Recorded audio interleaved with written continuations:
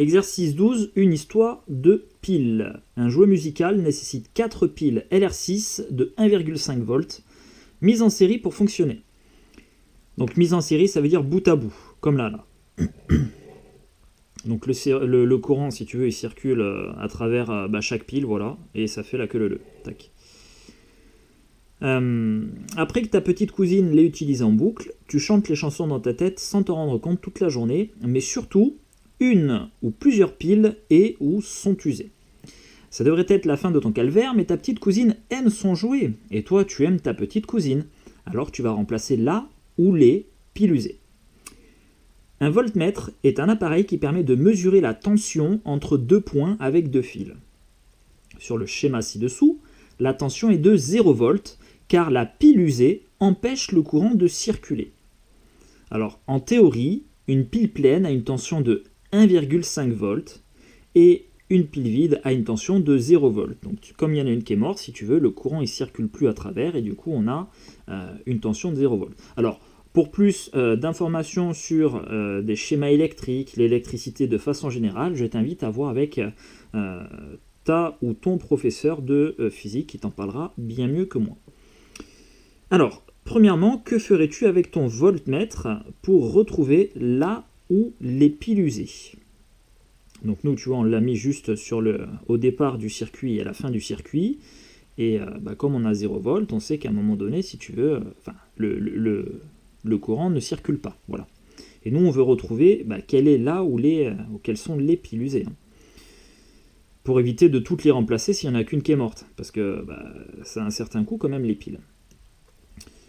Alors, l'idée, si tu veux, ça va être tout simplement de faire la même action qu'on a fait précédemment, c'est-à-dire développer. Ouais, c'est un peu bizarre parce qu'on n'est pas sur du calcul littéral ici, mais l'idée, si tu veux, ça va être de développer et de tester sur la pile 1, après sur la pile 2, après sur la pile 3, et après sur la pile 4.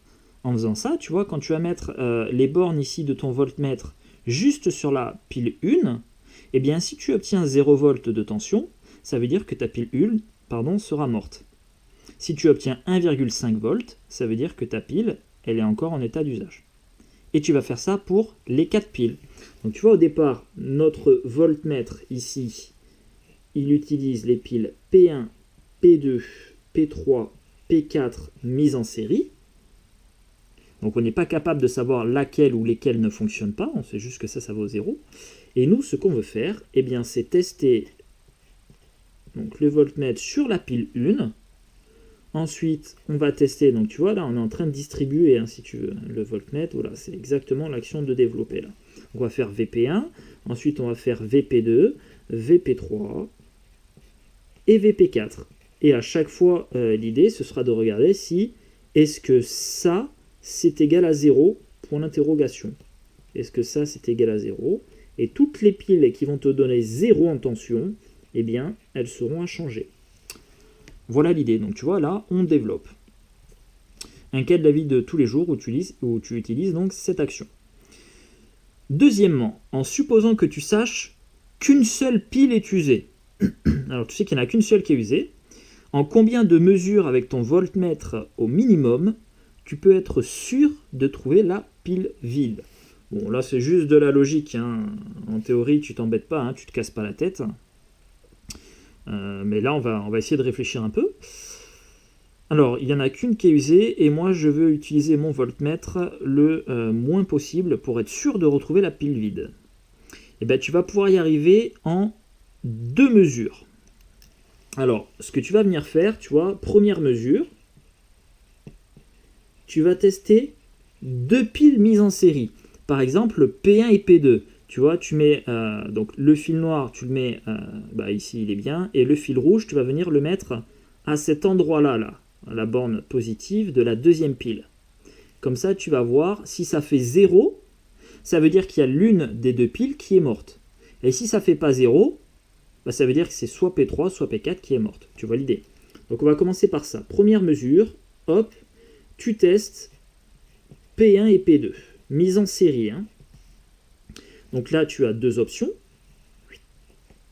Donc, première option, soit VP1, P2 vaut 0.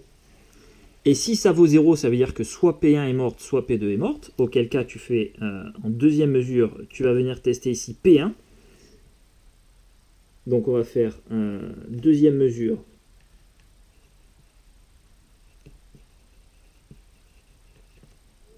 Deuxième mesure, tu testes VP1. Et là encore, tu vas avoir deux cas. Hop. Si VP1 vaut 0, alors P1 est morte.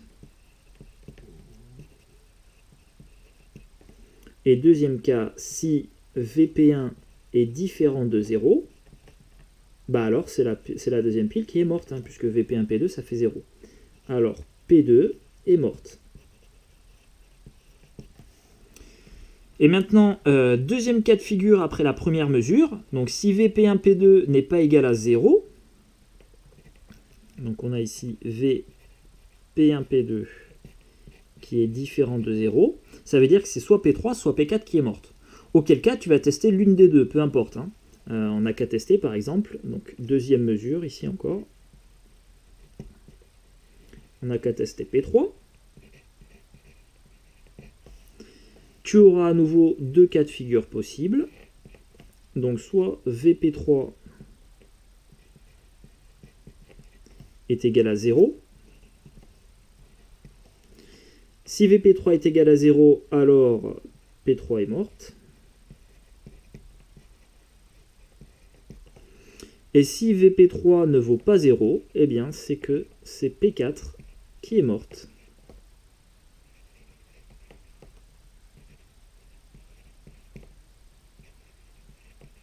Voilà, donc en deux mesures, on arrive à déterminer la pile qui ne fonctionne pas.